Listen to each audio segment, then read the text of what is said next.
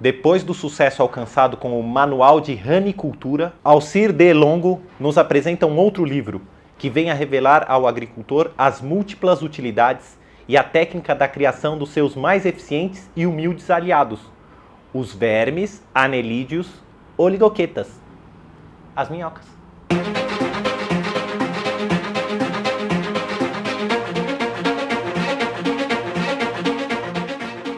Livro Minhoca, coleção Brasil Agrícola. Uma das coisas que eu curto, além dessa imagem aqui, que parece, como disse nosso amigo Asta, um espaguete com molho de polvo, eu gosto da letra, que a letra é com uma fonte que imita a minhoquinha, ó, né? O rabinho aqui. A história é assim, o Alcir D. Longo conta no livro que ele começou a criar rãs. E aí no que ele começou a criar rãs, ele descobriu que tinha que alimentar as rãs, porque são animais muito higiênicos. Se você não cuidar bem da higiene e da alimentação da rã, você não tem como vender a rã. E aí ele descobriu que dava para alimentar com minhocas. Ele foi pesquisar isso anos 70 no Brasil. E aí, através das pesquisas dele científicas, ele escreveu um livro de como criar minhocas para alimentar as rãs. No dia 5 de janeiro de 1986, um grupo de 34 produtores rurais fundou na cidade paulista de Itu a Associação Brasileira de Minhocultura, tendo como palavra de ordem uma proposta ambiciosa. Com a minhoca poderemos revolucionar a agropecuária brasileira.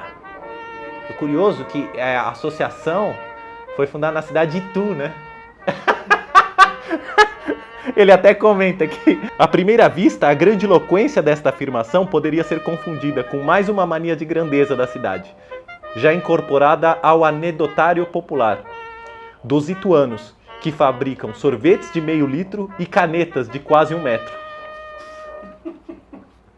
E aí que vem a curiosidade. Ele descobre que as rãs, eu não sabia disso, eu não sei se vocês sabem, se vocês comem rãs, a rã se alimentava de pulmão de boi. A rã se alimenta de pulmão de boi, também chamado bofe. E aí o que acontece é que o pulmão de boi putrefava muito rápido, estragava muito rápido. A rã não pode com isso. Então aí ele descobriu que não dava para alimentar com pulmão de boi e foi atrás da minhoca.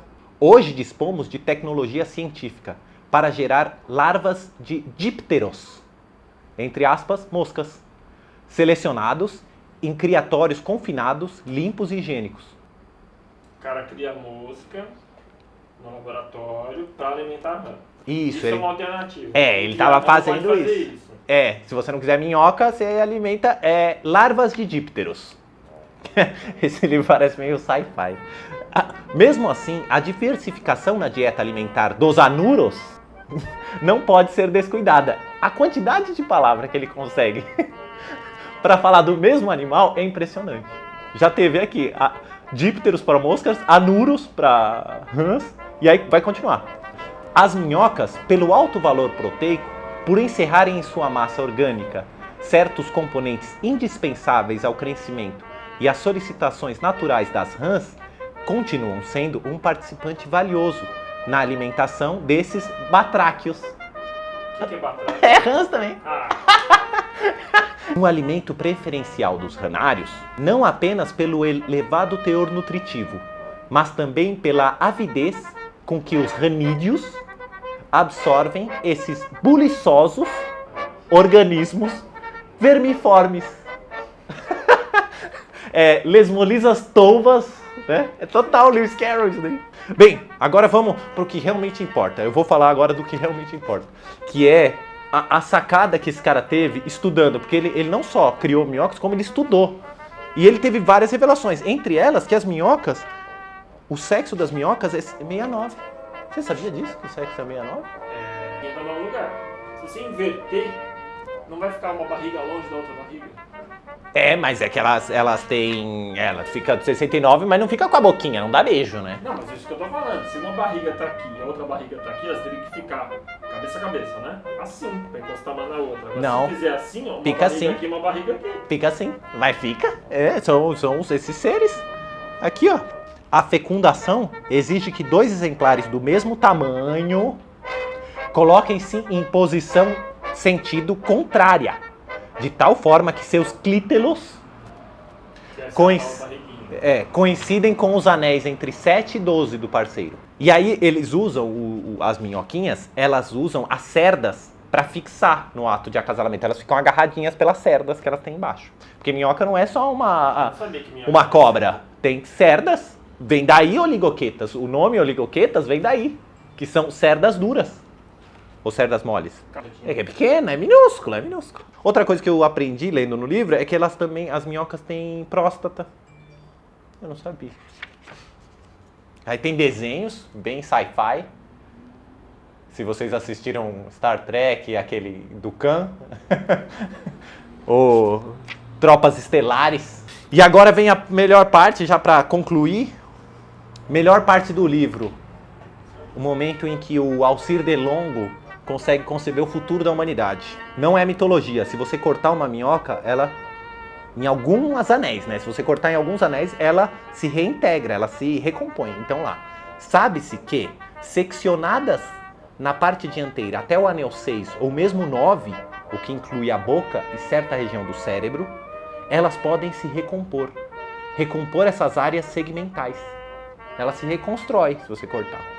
O mesmo é possível com o maior número de anéis na região terminal, no rabo, né?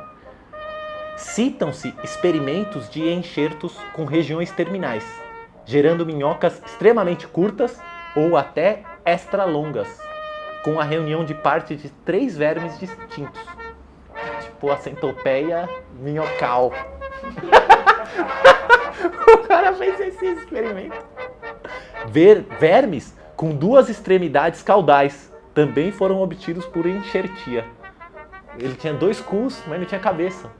Alguns autores e pesquisadores consideram-na um animal imperecível, devido a jamais ter sido registrada a morte de uma minhoca por envelhecimento.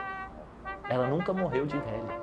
A reposição celular nessa espécie é assombrosa. Conhecerá ela os segredos da vida eterna? Há muito por estudar nesse maravilhoso universo animal. Quão insignificante ainda é o conhecimento humano?